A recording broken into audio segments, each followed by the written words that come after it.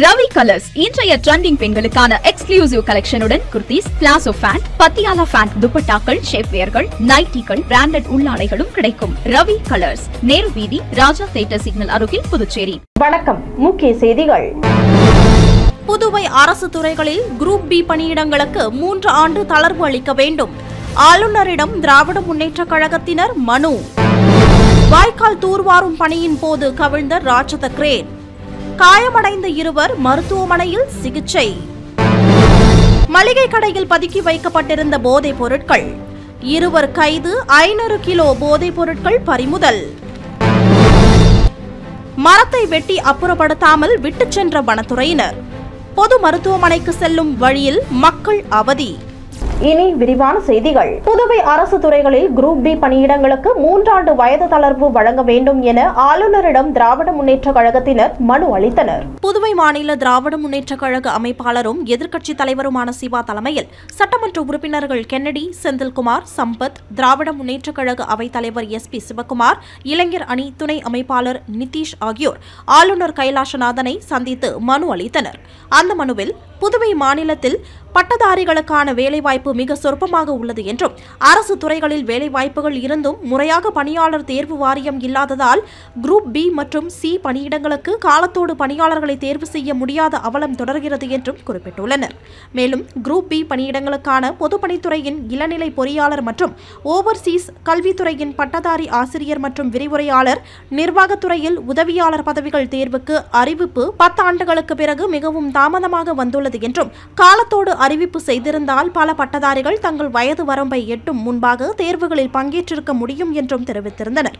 மேலும் நூற்றுக்கணக்கான பட்டதாரிகள் ஓரிரு வயது அதிகமான காரணத்தால் தேர்வில் பங்கேற்க இயலாத நிலை உள்ளது என்பது வருந்தத்தக்கது என்றும், பல ஆண்டுகள் தாமதித்தும் கொரோனா தொற்று காரணமாகவும் அவர்களுக்கான பொதுவான வயது வரம்பை தளர்த்தி சில நூற்றுக்கணக்கான பட்டதாரிகளை போட்டித் தேர்வில் பங்கேற்க வைப்பது அவசியமாவதாகவும், எனவே புதுவை ஆளுநர் அதிகாரத்தை பயன்படுத்தி உதவியாளர் பணியிடங்களுக்கு விண்ணப்பிக்க 3 ஆண்டுகால வயது தளர்வு அளித்து புதுவை பட்டதாரிகள் பங்கேற்கும் வாய்ப்பை உருவாக்கி தர வேண்டும் என்று அந்த மனுவில் கூறப்பட்டுள்ளது. புதுச்சேரி அரசில் கடந்த 15 ஆண்டுகளாக சில துறைகளில் 20 ஆண்டுகளுக்கு மேலாக வேலைவாய்ப்புகள் நிரப்பப்படாமல் இருக்குது. நிரப்பப்படுகின்ற வேலைவாய்ப்புகள் எல்லாம் அரசாங்க காலத்தோடு செய்திருந்தால் அதற்காக படித்தவர்களுக்கு, குறிப்பாக காவல்துறை படிப்பவர்கள் உடல் தகுதியும் பரீட்சையில் பாஸ் ஆகிறதுக்கும் தயாராகணும். சட்டமன்றத்திலையும் நாங்கள் கட்சி பேதமெல்லாம் எல்லாருமே பேசியிருக்கிறோம். அதில் எங்களுக்கு வெற்றி கிடைக்கல. இன்றைக்கி புதுச்சேரியினுடைய அதிகாரன்றது இன்றைக்கி ஆளுநர்கிட்ட இருக்குது. மாநில அந்தஸ்து இல்லாத இந்த மாநிலத்தில் முழு அதிகாரம் கவர்னர்கிட்ட இருக்கிறதால அவர்கிட்ட இந்த மனு அன்றைக்கி கொடுத்துருக்குறோம். அதில் குறிப்பாக அந்தமான் நிக்கோபார் தீவுகள்லையும் சில ஸ்டேட்லையும் கொடுத்துருக்கிறதையும், மத்திய அரசினுடைய ரயில்வே துறையில் கொடுத்துருக்கிறதையும், அதே போல் புதுச்சேரியிலேயே கோர்ட்டில் நியமிக்கப்பட்டிருக்கின்ற வேலைவாய்ப்புகளில் குரூப் சி கொடுத்ததே அவங்க அதையே எடுத்து குரூப் பிலையும் கொடுத்துருக்குறாங்க. அதனால் இதெல்லாம் நாங்கள் அவர்கிட்ட கவனம் கொடுத்துருக்கோம். எல்லாத்தையும் கவனத்தோடு பார்த்துருக்கிறாரு. முயற்சி பண்ணுறான்னு சொல்லியிருக்காரு. மத்திய அரசில் ஏற்கனவே கை விரிச்சிட்டாங்க, இருந்தாலும் முயற்சி பண்ணுறேன்னு சொல்லியிருக்காரு. எங்களுக்கு ஒரு நம்பிக்கை கிடைக்கின்ற ஒரு நம்பிக்கை இருக்குது. அதாவது காவல்துறை மட்டும் வேறு எந்த துறை கொடுக்கும்? குரூப் சியில் கொடுத்துருக்காங்க. குரூப் பியில் கேட்குறோம். சிவில் இன்ஜினியரிங்கு, எலக்ட்ரிக்கல் இன்ஜினியரிங்கு, அதே போல் இப்போ அசிஸ்டன்ட் போஸ்ட்டு, அதுபோல் இருக்கிற துறைகளை கேட்குறோம். இதுக்குன்னு காலங்காலமாக காத்து படிச்சிருந்தவங்களுக்கு அந்த வாய்ப்பு மறுக்கப்படும் போது அந்த இளைஞர்லாம் சோர்வு அடைகிறாங்க. அது நம்ம வேலையை டைரெக்டாக கேட்கல, அவங்களுக்கு கலந்து கொள்ளக்கூடிய வாய்ப்பை தான் கேட்குறோம். அவங்க இந்த தேர்வில் கலந்து கொள்ளக்கூடிய வாய்ப்பு தான் கேட்குறோம். வாய்ப்பு உள்ளவங்களுக்கு தான் அந்த வாய்ப்பு கிடைக்க போகுது. அதனால் அரசாங்கம் செய்யலாம் இதுன்றது தான் எங்களுடைய. தீபாவளிக்கு இலவச அரிசி நாங்கள் கேட்கலைங்க. புதுச்சேரிக்கு மாதம் இந்த அரசாங்கம் அறிவித்த அரிசியை கொடுக்கணும். சட்டமன்றத்தில் முதலமைச்சர் என்ன சொல்லியிருந்தாருன்னா, அரசு ஏற்கனவே இருந்த ரேஷன் கடையெல்லாம் திறக்கப்படும், அவங்க வேலை செய்யலாம், வேலை கொடுக்கப்படும். மக்களுக்கு நாங்கள் கொடுத்த வாக்குறுதிகள் மட்டும் இல்லை, அதோடு புதிதாக மளிகை பொருட்களும் சேர்த்து கொடுக்க போகிறோன்னு சொல்லியிருந்தாங்க. அது இந்த தீபாவளிக்குள்ளே கொடுப்பாங்கன்னு எதிர்பார்க்கும். புதுவை செஞ்சி சாலை பெரிய வாய்க்காலை தூர்வார இயந்திரத்தை கிரேன் மூலம் வாய்க்காலுக்குள் இறக்கிய போது வாய்க்கால் பாலத்தின் நடைபாதையில் பள்ளம் ஏற்பட்டு கிரேன் சரிந்து விழுந்தது. வடகிழக்கு பருவமழை துவங்க உள்ள நிலையில் புதுச்சேரியில் உள்ள முக்கிய வாய்க்கால்களை தூர்வார வேண்டும் என்று பல தரப்பினரும் வலியுறுத்தி வந்தனர். இந்நிலையில் மழைக்காலம் துவங்கும் முன்பு முன்னெச்சரிக்கை நடவடிக்கையாக முக்கிய வாய்க்கால்களை தூர்வாரும் பணி தற்போது மும்முரமாக நடைபெற்று வருகிறது. இதற்காக நவீன எந்திரங்கள் கொண்டு வாய்க்காலில் உள்ள குப்பைகள் மற்றும் கழிவுகள் தனியாக அகற்றப்பட்டு பின்னர் தூர்வாரும் பணி நடைபெற்று வருகிறது. இதன்படி புதுவை செஞ்சி சாலையில் உள்ள பெரிய வாய்க்காலை தூர்வாரும் பணி நடைபெற்றுக் கொண்டிருக்கிறது. இந்த பணியின் போது வாய்க்காலை தூர்வார எந்திரத்தை கிரேன் மூலம் வாய்க்காலுக்குள் இறக்கிய போது வாய்க்கால் பாலத்தின் நடைபாதையில் பள்ளம் ஏற்பட்டு கிரேன் சரிந்து விழுந்தது. இந்த விபத்தில் கிரேன் ஆபரேட்டர் மற்றும் மேலும் ஒருவர் காயமடைந்தனர். அவர்களை அங்கிருந்தவர்கள் உடனடியாக மீட்டு அரசு மருத்துவமனைக்கு அனுப்பி வைத்தனர். இதனால் வாய்க்கால் தூர்வாரும் பணி தற்காலிகமாக நிறுத்தப்பட்டது. மேலும் இதனால் அப்பகுதியில் சிறிது நேரம் பரபரப்பு ஏற்பட்டது. புதுச்சேரி அருகே தடை செய்யப்பட்ட கூலிப் உள்ளிட்ட போதைப் பொருட்களை விற்பனைக்காக பதுக்கி வைத்திருந்த இருவரை காவல்துறையினர் கைது செய்து அவர்களிடம் இருந்த 500 கிலோ போதைப் பொருட்களையும் பறிமுதல் செய்தனர். புதுச்சேரி அடுத்த வானூர் பகுதியில் உள்ள பிரபல மளிகை கடை குடோனில் அரசால் தடை செய்யப்பட்ட போதைப் பொருட்கள் பதுக்கி வைத்திருப்பதாக வானூர் சிறப்பு படைப்பிரிவு காவல்துறையினருக்கு ரகசிய தகவல் வந்தது. இதனையடுத்து சம்பந்தப்பட்ட இடத்திற்கு விரைந்து சென்ற காவல்துறையினர் சம்பந்தப்பட்ட குடோனில் ஆய்வு மேற்கொண்டனர். அப்போது சுமார் 500 கிலோ கூலிப், பான் மசாலா, ஹார்ன்ஸ் உள்ளிட்ட போதைப் பொருட்களை விற்பனைக்காக பதுக்கி வைத்திருந்தது தெரியவந்தது.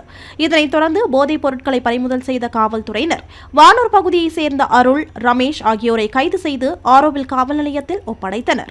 பின்னர் நீதிமன்றத்தில் ஆஜர்படுத்தி அவர்களை சிறையில் அடைத்தனர். சட்டமன்றம் செல்லும் சாலையில் சாயும் நிலையில் இருந்த மரத்தை வெட்டிய வனத்துறை ஊழியர்கள் அதனை அங்கிருந்து அப்புறப்படுத்தாமல் அப்படியே விட்டுவிட்டு சென்றுள்ளனர். புதுச்சேரி சட்டமன்றம் அருகே உள்ள அரசு பொது மருத்துவமனைக்கு நாள்தோறும் 1000க்கும் மேற்பட்ட நோயாளிகள் சிகிச்சைக்காக வந்து செல்கின்றனர். இதுபோல் சட்டமன்றம் செல்லும் முதலமைச்சர், அமைச்சர்கள், சட்டமன்ற உறுப்பினர்கள் என அனைவரும் இந்த வழியில்தான் செல்கின்றனர். இவ்வாறு இருக்கையில் அவ்வழியே செல்லும் சாலையின் ஓரம் இருந்த ஒரு மரம் சாய்ந்து விழும் நிலையில் இருந்ததால் நகராட்சி ஊழியர்கள் அதனை வெட்டி சாய்த்தனர். ஆனால் வெட்டிய மரக்கிளைகளை அங்கிருந்து அப்புறப்படுத்தாமல் அப்படியே விட்டுவிட்டு சென்றுள்ளனர். இதனால் அவ்வழியே செல்லும் பொதுமக்களுக்கு அது இடையூறாக இருந்து வருகிறது. அது மட்டுமின்றி வெட்டப்பட்டு கீழே கிடக்கும் மரக்கிளை கூர்மையாக உள்ளதை கண்ட ஒருவர் இதனால் யாருக்கும் ஆபத்து நேர்ந்து விடாமல் இருக்க அதில் பாலித்தீன் பையை சுற்றி வைத்துள்ளார். மரம் சாய்ந்து ஆபத்தை விளைவிக்கும் என்பதால் மரத்தை வெட்டிய நகராட்சி ஊழியர்கள் அதனை அப்புறப்படுத்தாமல் அப்படியே விட்டுவிட்டு சென்றுள்ளது மக்களுக்கு மேலும் சிரமத்தை ஏற்படுத்தியுள்ளது. மேலும் முதலமைச்சரும் அமைச்சர்களும் அன்றாடம் பயன்படுத்தும் சாலையிலேயே இந்த நிலைமை என்றால் மற்ற சாலைகளின் நிலை என்ன என்று பொதுமக்களும் சமூக ஆர்வலர்களும் கேள்வி எழுப்பியுள்ளனர். இலவச அரிசி வழங்கும் திட்டத்தை சரியாக திட்டமிடாவிட்டால் எதிர்காலம் கேள்விக்குறியாகும் என ரேஷன் கடை ஊழியர்கள் அச்சம் தெரிவித்துள்ளனர். புதுவை பாரதிய நியாய விலைக்கடை ஊழியர்கள் நலசங்க செயலாளர் பிரேம் ஆனந்த் வெளியிட்டுள்ள செய்திக்குறிப்பில், முதலமைச்சர் ரங்கசாமி ரேஷன் கடைகள் மூலம் இலவச அரிசி, பருப்பு, எண்ணெய் உட்பட அத்தியாவசிய பொருட்கள் வழங்குவதாக அறிவித்துள்ளது வரவேற்கத்தக்கது என்றும், இருப்பினும் அவர் அறிவித்துள்ள 10 கிலோ அரிசி ரேஷன் கடைகள் மூலம் வழங்குவதால் கையாளுதல் கட்டணம் 20 லட்சம் ரூபாய் மட்டுமே கிடைக்கும் என்றும், இது சம்பளம் வழங்க போதுமானதாக இருக்கும். ஆனால் பெரும்பான்மை ஊழியர்கள் கொண்ட கூட்டுறவு ரேஷன் கடை ஊழியர்கள் 1 மாத சம்பளத்திற்கு 60 லட்சம் ரூபாய் தேவைப்படும் எனவும், இதனால் சரியான திட்டமிடல் இல்லாவிட்டால் ரேஷன் கடை ஊழியர்களின் எதிர்காலம் கேள்விக்குறியாகும் எனவும், இதனை போக்க சிவப்பு ரேஷன் அட்டைதாரர்களுக்கு 20 கிலோ அரிசி, அத்தியோதயா திட்ட கார்டுகளுக்கு 35 கிலோ அரிசி, மஞ்சள் கார்டுக்கு 10 கிலோ அரிசி வழங்கினால் மட்டுமே ஊழியர்களுக்கு சம்பளம் வழங்க முடியும் என்றும், இதுகுறித்து முதலமைச்சர் உரிய நடவடிக்கை எடுக்க வேண்டும் என்றும் அவர் தெரிவித்துள்ளார். புதுச்சேரி மைய கூட்டுறவு விற்பனை விநியோக சங்கம் சார்பில் தட்டாஞ்சாவடி தொழிற்பேட்டையில் புதிதாக அமைக்கப்பட்ட பெட்ரோல் நிலையத்தை முதலமைச்சர் ரங்கசாமி தொடங்கி வைத்தார். புதுச்சேரி மைய கூட்டுறவு விற்பனை விநியோக சங்கத்தின் சார்பில் தட்டாஞ்சாவடி தொழிற்பேட்டையில் புதியதாக அமைக்கப்பட்டுள்ள பெட்ரோல் நிலையத்தின் திறப்பு விழா நடைபெற்றது. புதுச்சேரி கூட்டுறவுத்துறை செயலாளர் நெடுஞ்செழியன் தலைமையில் நடைபெற்ற இந்த விழாவில் கூட்டுறவு சங்கங்களின் பதிவாளர் யஷ்வந்தையா, மேலாண் இயக்குநர் இளங்கோவன், துணை பதிவாளர் சாரங்கபாணி ஆகியோர் முன்னிலை வகித்தனர். மேலும் விழாவில் சிறப்பு விருந்தினராக முதலமைச்சர் ரங்கசாமி கலந்து கொண்டு பெட்ரோல் நிலையத்தை திறந்து வைத்து முதல் விற்பனையை தொடங்கி வைத்தார். இந்த நிகழ்ச்சியில் புதுச்சேரி மைய கூட்டுறவு விற்பனை விநியோக சங்கத்தின் நிர்வாகிகள் மற்றும் ஊழியர்கள் திரளாக கலந்து கொண்டனர். புதுவை அரசு மருத்துவக் கல்லூரியில் முதலாம் ஆண்டு மாணவர்களுக்கு வருகிற 14ஆம் தேதி வகுப்புகள் தொடங்கும் என கல்லூரி நிர்வாகம் அறிவித்துள்ளது. புதுவை கதிர்காமத்தில் இந்திரா காந்தி அரசு மருத்துவக் கல்லூரி உள்ளது. இங்கு அரசு ஒதுக்கீட்டில் உள்ள 131 இடங்களில் 127 மாணவர்கள் சேர்க்கப்பட்டுள்ளனர். எஞ்சிய இடங்களுக்கு 3ஆம் கட்ட கலந்தாய்வு நடத்தப்பட உள்ளது. இந்நிலையில் கல்லூரியில் சேர்ந்த மாணவர்களுக்கு வருகிற 14ஆம் தேதி வகுப்புகள் தொடங்குகிறது. அன்றைய தினம் காலையில் மாணவர் சேர்க்கை செயல்முறை, விடுதியில் மாணவர் சேர்க்கை நடைபெறுகிறது.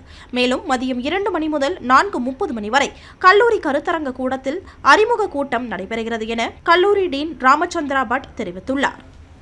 ஒலக்கூர் ஸ்ரீ முத்தாலம்மன் ஆலய 7ஆம் ஆண்டு நவராத்திரி விழாவை முன்னிட்டு மூலவர் ஸ்ரீ மகாலட்சுமி அலங்காரத்தில் பக்தர்களுக்கு காட்சி அளித்தார். விழுப்புரம் மாவட்டம் திண்டிவனம் வட்டம் ஒலக்கூர் கிராமத்தில் எழுந்தருளியுள்ள ஸ்ரீ முத்தாலம்மன் ஆலயத்தில் 7ஆம் ஆண்டு நவராத்திரி திருவிழாவை முன்னிட்டு மூலவர் அம்மன் ஸ்ரீ மகாலட்சுமி அலங்காரத்தில் பக்தர்களுக்கு காட்சி அளித்தார். மேலும் கோவில் வளாகத்தில் மிக பிரம்மாண்டமாக வைக்கப்பட்டிருந்த சிலைகளில் ஸ்ரீ விநாயகர், ஸ்ரீ முருகன் உள்ளிட்ட 5000த்திற்கும் மேற்பட்ட சிலைகள் பொதுமக்களை மிகவும் கவர்ந்தது. தொடர்ந்து உற்சவர் ஸ்ரீ முத்தாலம்மன் சிம்ம வாகனத்தில் காட்சி அளிக்க மகா தீபாராதனை, நட்சத்திர தீபம், கும்ப தீபம், சத்திரங்கள் கொண்டு சோடச உபச்சாரம், பஞ்சமுக தீபாராதனை, கற்பூர ஆரத்தி காண்பிக்கப்பட்டது. மேலும் ஸ்ரீ மகாலட்சுமி அலங்காரத்தில் காட்சியளித்த மூலவர் ஸ்ரீ முத்தாலம்மனுக்கு மகா தீபாராதனை, பஞ்சமுக தீபாராதனை, கற்பூர ஆரத்தி காண்பிக்கப்பட்டது. இதில் திரளான பக்தர்கள் கலந்து கொண்டு சுவாமி தரிசனம் செய்தனர்.